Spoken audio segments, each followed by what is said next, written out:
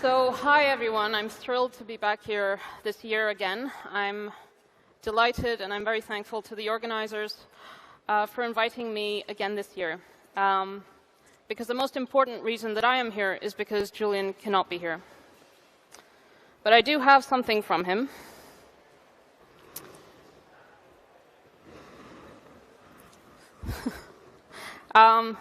This is a drawing that Julian made in Belmarsh, which he gave me permission to show you today. The serpent is inspired by a painting by William Blake.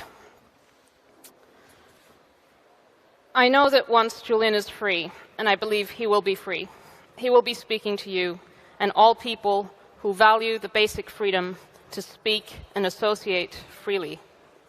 It is not a cliché to say that it is up to us to free him.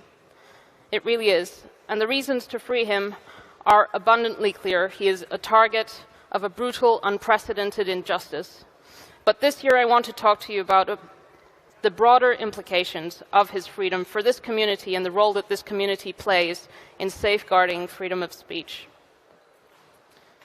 Now, you will have to forgive me for invoking the United Nations. I know many of you are probably skeptical for good reason.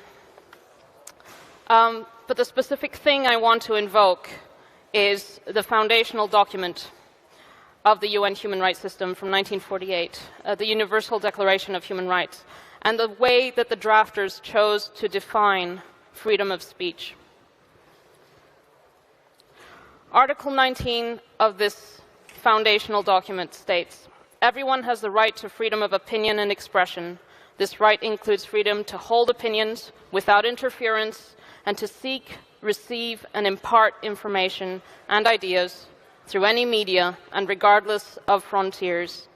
This is 1948, and I find this definition really insightful because it breaks down this freedom of speech into the act of seeking, receiving, and imparting information. When Julian established WikiLeaks in 2006, he found a way to put subjugated history into the public domain. As you know, WikiLeaks transformed access to information forever. Julian built WikiLeaks as a decentralized online library, the rebel library of Alexandria, he called it. The decentralized aspect allowed it to be censorship resistant.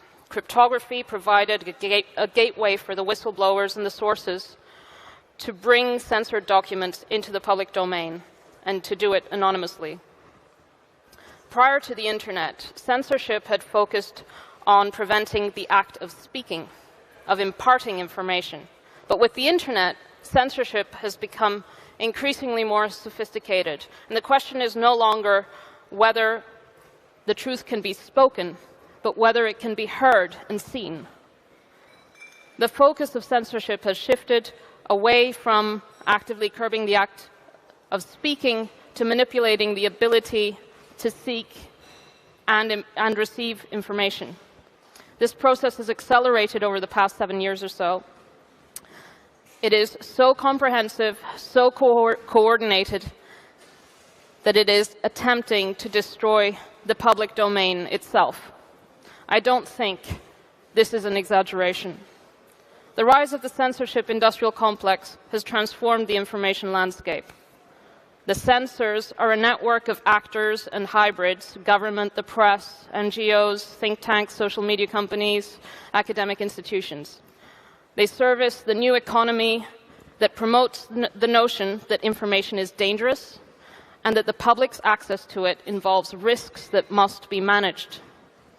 Democratic processes are problematized, and even true and newsworthy information is cast as a potential threat because nefarious entities could exploit the information.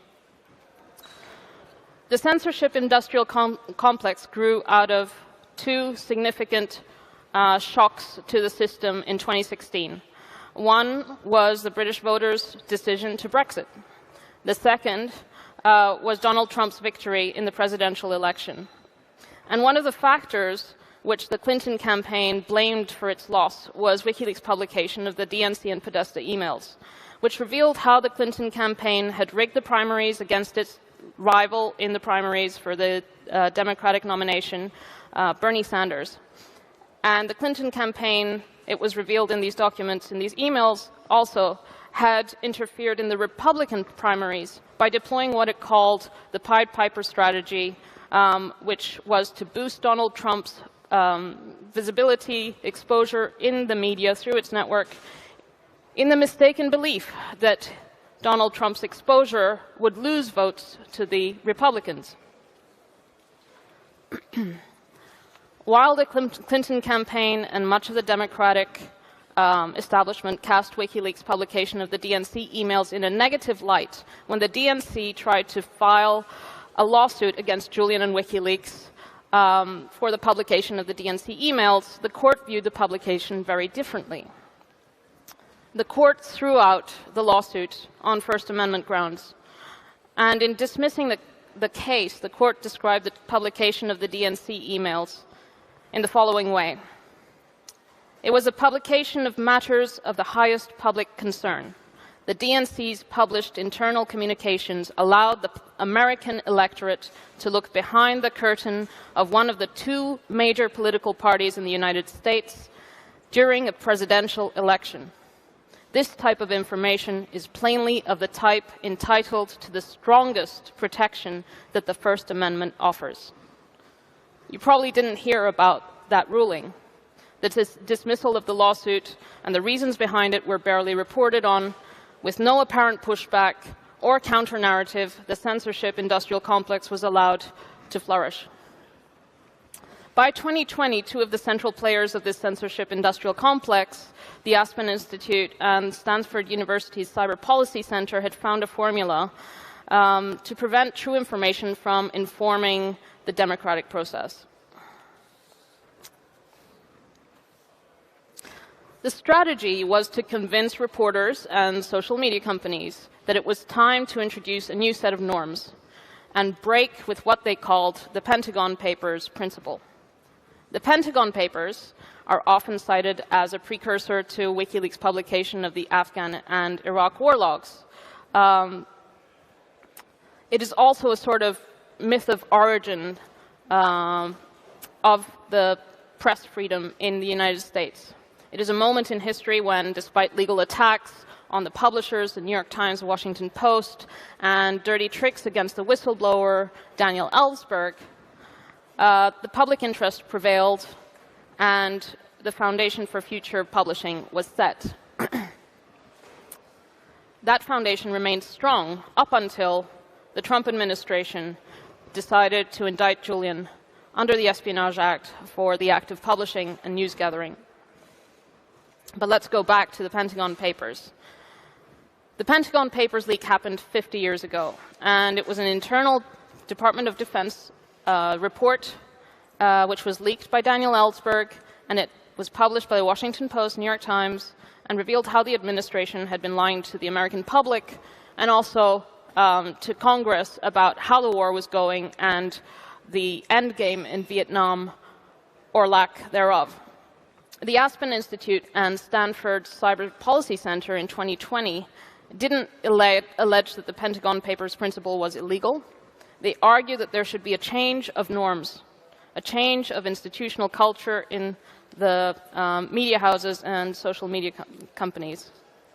The press and social media should adopt the role of the censor, that considerations of potential harm, vaguely defined, should weigh more heavily than the newsworthiness and authenticity of the information, that malicious actors could exploit the information and the public must be protected from its own reactive instincts. It basically invites all these different players to participate in a social construct that is projected onto the public and which obscures reality. The censorship industrial complex's big debut was a breathtakingly effective suppression of the Hunter Biden laptop story. To begin with, the media pre-bunked the story. The New York Post had hardly broken the story before it was declared to be a disinfo op. The pre-bunking was significantly bolstered by a public statement signed by 51 former intelligence officials affirming that the laptop belonging to Hunter Biden was disinformation, that it was bogus. Twitter famously suppressed links to the story on the New York Post website. Mark Zuckerberg told Joe Rogan that Facebook had suppressed the Hunter Biden story after a call from the FBI telling them to do so. The laptop was authentic, of course. It wasn't a disinformation, and the story was effectively buried in the lead up to the 2020 election. It happened quickly, it happened effectively, including through a tabletop exercise at the Aspen Institute with all these players who later suppressed the story, which was essentially a dry run for breaking for the time when the Hunter Biden story broke in the New York Post. The truth eventually came out. Earlier this year, Mike Morell, the former CIA deputy director, testified before the Senate Judiciary Committee. And he said that the current Secretary of State, Antony Blinken, who at the time was a senior advisor to the Biden administration, instigated the bogus public statement by the 51 former intelligence officials. The Twitter files, various Senate hearings, Missouri Biden case have all revealed a great deal about the censorship industrial complex and how it is undermining the public's First Amendment freedoms. There's plenty of material out there, but the importance and implications of these events have been downplayed by the players, like the press, who of course are not neutral bystanders.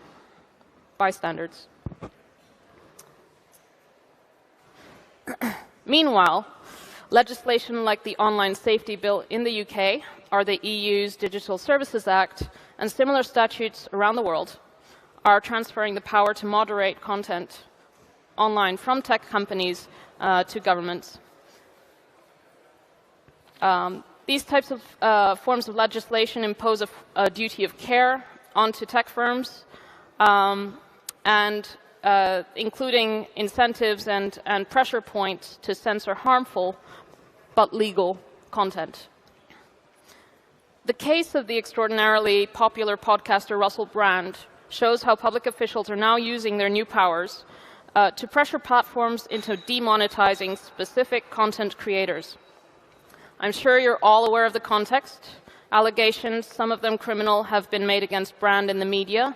YouTube immediately announced it was demonetizing Brand's channel, almost immediately, and the BBC and Channel 4 in the UK deleted their historic content containing Russell Brand. Whether he is eventually charged with a crime or convicted of it in the future, the fact is that the cancellation has been sudden and it has a final quality to it.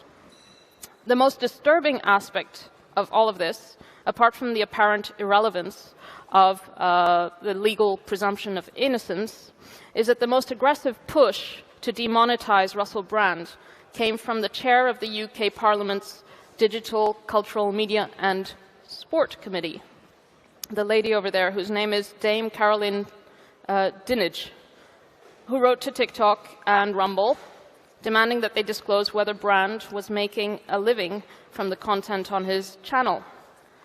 And the real target, of course, isn't Brand, it's Rumble. It's the content platform. It is a form of eliciting compliance, and the powers to elicit that compliance have been adopted in multiple jurisdictions through these types of legislation.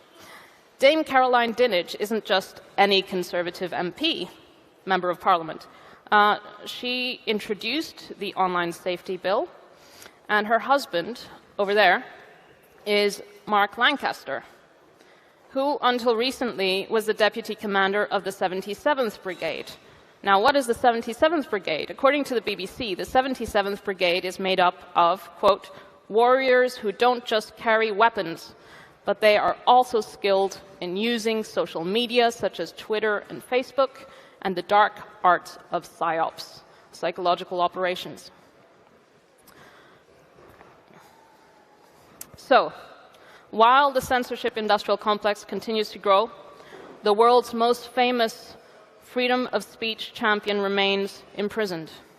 Those who have put Julian in prison are the same ones who fear true information reaching the masses, because they fear what the public might do with information that can change the status quo. The criminal case against Julian criminalizes the act of publishing. The public interest of the documents that WikiLeaks published is not in question. He faces 175 years. The authenticity of the documents is also not in question. It documents the killing of tens of thousands of civilians, evidence of war crimes, political interference in judicial processes, complicity in torture of multiple countries, etc.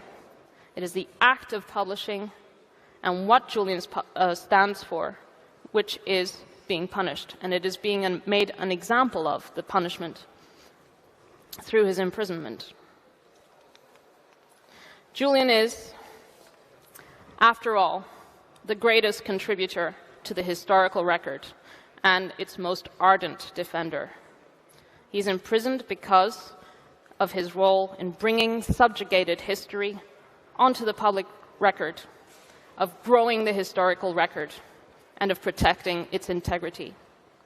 He built WikiLeaks to encourage access to public interest information by providing a means through which sources could provide information anonymously. Julian also recognized the potential for Bitcoin and its role in contributing to the preservation of the historical record, and he recognized this early on. In 2014, he appeared as a hologram in Nantucket, Massachusetts, and he told the audience that the underlying architecture of Bitcoin provides public value beyond the obvious financial innovations.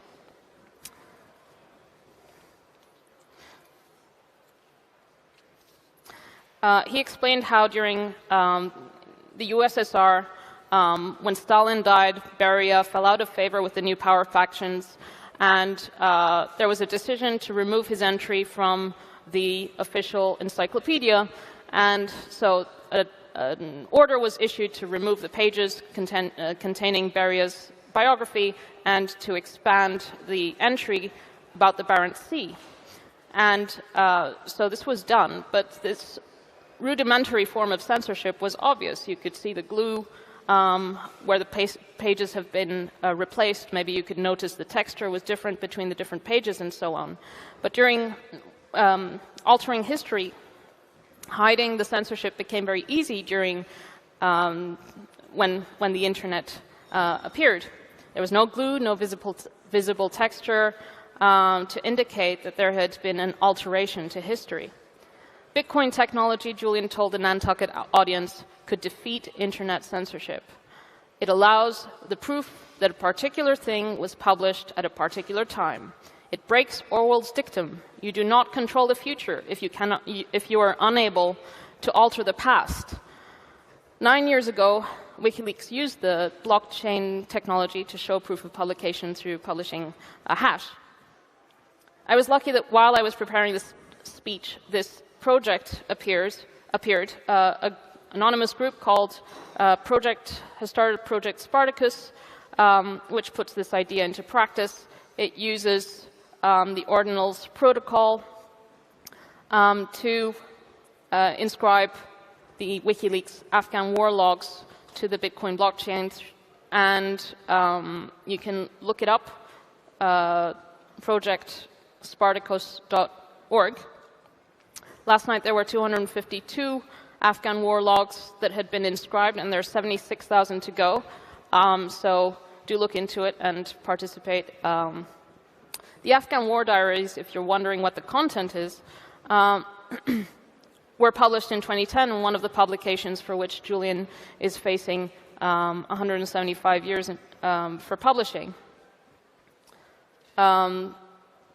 They cut through the fog of war, revealed some 20,000 deaths, including at least 195 previously unreported deaths of civilians committed by NATO troops.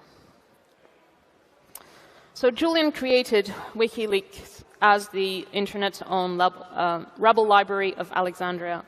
WikiLeaks would give asylum to the world's most persecuted documents. They would find a safe haven, and they would be secured and made accessible. The integrity of the historical record was assured. It was not just secured, but also imparted, sought, and received by the public. In 2012, Julian wrote a call to cryptographic arms. He sounded a warning, what he called a watchman's shout into the night. This is a quote. Recall that states are the systems which determine where and how coercive force is consistently applied. The question of how much coercive force can seep into the platonic realm of the internet from the physical world is answered by cryptography and the cypherpunks' ideals. As states merge with the internet and the future of our civilization becomes the future of the internet, we must redefine force relations. If we do not, the universality of the internet will merge global humanity into one giant grid of mass surveillance and mass control. He published this in 2012.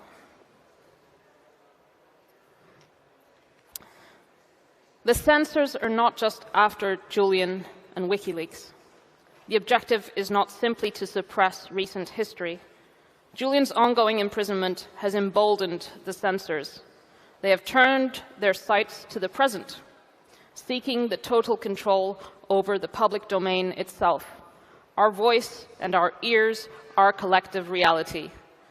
A world in which Julian is free is a world that will continue to build initiatives that recognize what we are up against. Free Julian, free us all. Thank you.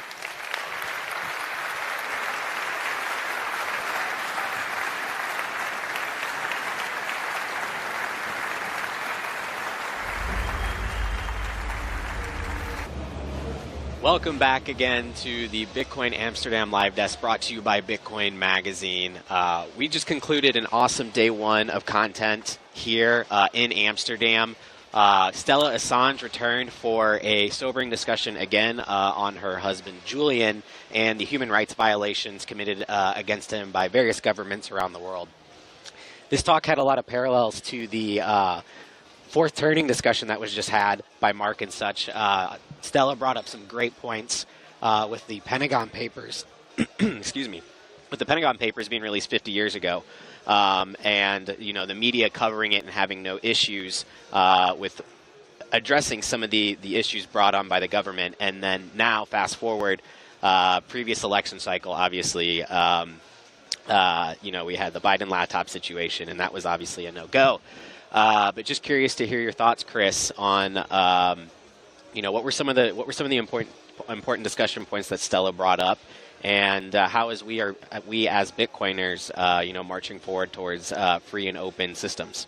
Yeah, definitely. So one of the main points that she brought up was the censorship industrial complex. I thought that was a good take on the military industrial complex that we're seeing in the world right now. Another point that she brought up is free Assange, free the world. I want to just also add free Snowden and free Ross. I think it would be a highlight of one conference, hopefully in the near future, to have Julian Assange, Edward Snowden, and Ross Ulbricht all at a conference together, and basically, with the power of Bitcoin and freedom technologies in order to counteract many of the things that the oppressive governments or even companies have been doing in the last decade or so. Yeah, absolutely. Alex, to you. Yeah, I think Stella nailed it. I mean, if you want freedom of speech, if you want freedom of publishing, and you want to be able to say something in this world without being censored and surveilled, you need to embrace these tools. I think all Bitcoiners, non-Bitcoiners sitting at home, they need to embrace Nostr, they need to learn to use Tor, they need to try the latest software products and hardware products, because we need market feedback. We need to make our tools more robust to fight against the encroaching surveillance state. Yeah, I think Jack Dorsey had a great tweet the other day basically talking about there's only 3 technologies that he sees at this current moment that are robust enough or decentralized enough, those being Tor, Bitcoin, and Nostr. There's some funny comments of people saying, not this, what about that? And he was like, nope, I didn't stutter. It's these 3 technologies. Right. Well, it's interesting that you bring those up, right? You know, growing up, we've been taught that, you know, capitalism is great because it drives innovation in markets. And for the longest time, it was this competition amongst companies. But what we're seeing with the products that you just brought up, it's no longer competition amongst various corporations, but it's this distinct battle between freedom and authoritarian oversight on everything that we're doing. You know, going into you know, the halvening and everything, certainly we're going to see a lot of attention on Nostr, on freedom money. We had the, you know, a year ago, the convoy with the truckers in Canada that had their banks accounts frozen. How much longer before everyone has just said, hey, we've had enough? Like, when does everyone finally opt out? I think we've kind of seen things swing from more centralized to more decentralized. You know, the pendulum swings. It's not a straight line. So I definitely think the time is near. And I think a lot of people are waking up, whether it was 2020, 2021, 2022, that people are really seeing the light at the end of the tunnel. I know things are more difficult from an economic backdrop of the current years. But I do think with the halving, hopefully, and a lot of the ETF talk, hopefully we'll see a pump. And, you know, we'll get onto the next bull market. Certainly, those are fantastic words. I do want to recap some of the rest of the day, that we had some great announcements put on today. I know some by Trezor, Blockstream. Chris, could you run me through just kind of what your favorite part of the day was? Yeah, definitely having Edward Snowden. I know we brought him up before. Free Snowden, free Assange, free Ross. I think it was a very good talk, and talking about, like, not just freeing ourselves, but freeing the masses. I know that's a more difficult thing to do. He said instead of being a niche community where the products and services that we have only help us or the cypherpunks or basically the people that are looking for freedom, but helping make it easier for the masses to onboard. He had a great quote basically saying, you know, instead of slipping through the keyhole of sovereignty and safety to avoid the government or the repressive regime, it's definitely really great to use these tools or make them easier for the masses, for sure.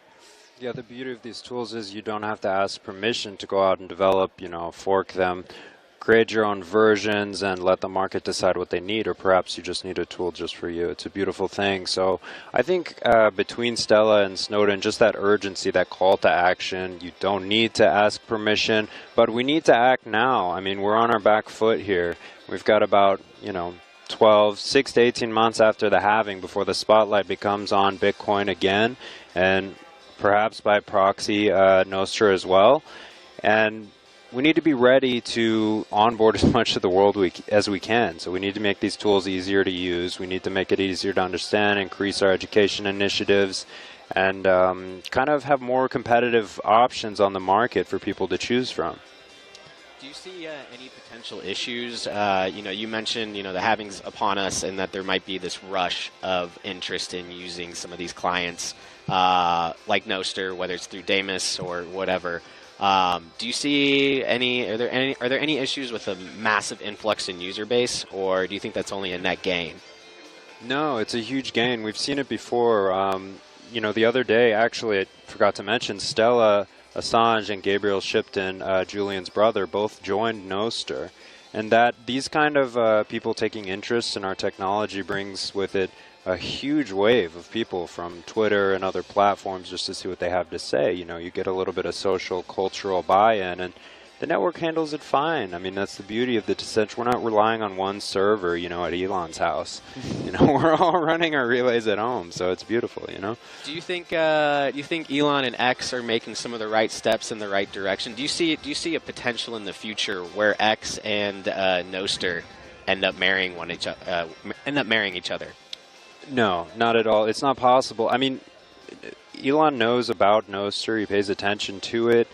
But he's taking the company in the other direction. I mean, it's not the path of most profitability, and the incentives aren't there for him, personally. So, but for us, the people, you know, the little guys that are under the surveillance regime, you know, if you're living in Saudi Arabia and you want to say anything, it's very useful to generate a private-public key pair and send your statement to the world pseudonymously. That's a huge thing that we Westerners don't understand. I mean, that happens on Twitter. People try to do it. They get disappeared in other countries. for critiquing their government. So it's important tools. Certainly something we take for granted. I mean, I think here in the West, more so what we see are high-profile individuals. I mean, obviously, Alex Jones, more recently Russell Brand, and that sorts. But, you know, we should feel blessed that we have the ability to use these tools. And going forward, I do encourage everybody, if you haven't already gotten onboarded in Nostr, please go download Damus or something like that. Get onboarded, follow McShane, follow Chris. They're on there. Yeah, can I just point out, you don't have to sacrifice any personal information to use Nostr. That's the beautiful thing. So there's no data, on most of the major clients, there's no data collected on you at all. It's not the Twitter thing where you sign your life away, give them your home address. No blue Social check mark. security number, As your cell Snowden phone said, number. you know, some picture, you know, hostage picture with your ID. No, you don't have to do any of that. No. It's incredible, incredible. Well, I do want to shift focus here for a second. I know we have some exciting talks upcoming tomorrow. Alex, walk us through what we can expect to hear on the main stage, and what are you most excited about? I'm excited for the BIP 300 debate with Giacomo and Paul. I think it's going to get a little contentious. If you've ever joined Paul's, you know, 3-hour spaces about BIP 300, they're pretty fun. He's a very entertaining guy. I'm super excited. I've got a panel about Nostr. You know, I can't shut up about it. So we're gonna get deep into it on the main stage. There's also not a debate called Not an Ordinals debate. That's with the one I'm most Giacomo and Pete Rizzo. Pete Rizzo going 0 for 1 here, coming into the inscription debate space. It's going to be interesting to see. Certainly going to be interesting to see, especially with the developments of BitVM. How with the BIP 3 or with the discussion around BIP 300 and then the discussion around Not an Ordinals debate. How you guys see kind of BitVM kind of like, I guess, for lack of a better term, it just like audibled itself into the conversation, and these speakers don't have a lot of time to really pivot some of their talking points. Well, it's been around, you know. Some of these guys, it's been discussed. Robin's been around for a while working on this stuff, so I don't think it automatically obsoletes it. But I think when you look at something like ordinals or inscriptions, I mean, it's kind of Casey's basically trolling the whole the crypto community at large with just how crude this instrument is. I think it'll get replaced, but I think the willingness for people to try to make Bitcoin into something that is a little bit more like programmable money, I don't think that goes away. You know, for better, for worse, whatever you think, people will still keep coming back with things like BitVM to engineer the protocol a little bit. I just hope we don't change the main layer to do it. Yeah, well, certainly a lot to be excited about tomorrow. Chris, any closing thoughts here? No, I mean, BitVM, I haven't even had a chance to really look at it. I know it's something that's been worked on for a while, but it's like things that, you know, go into hiding or in the bear market they're building and they're kind of behind the scenes. Definitely something that I want to look through the white paper. I know there's a lot of use cases, but then people are even saying, yeah, the white paper was written, but there's no code that can be used or reviewed yet. So definitely that's something that people are waiting to implement and look at. Like I said, McShane brought up, I'm really looking forward to the ordinals debate between Rizzo and Giacomo Zucco. Is going to probably be a really, really good one. At least spicy, I hope. I think it'll be funny, definitely. So yeah, that's what I'm looking forward to for tomorrow. Well, folks, definitely make sure to tune in tomorrow. First panel goes off at 9 a.m. So looking forward to having everybody return and go buy some Bitcoin. Thank you, Miami, for the last 3 years in this amazing city. The whole world shut down, but Miami welcomed us with open arms. We want to show Bitcoin to the whole world. We are taking the conference on the road to set the stage for Bitcoin in a new city.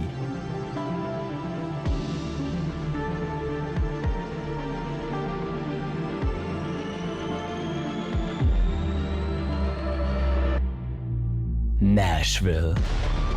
Bitcoin 2024 is coming to Nashville in Tennessee, a city that is known as a music and freedom city.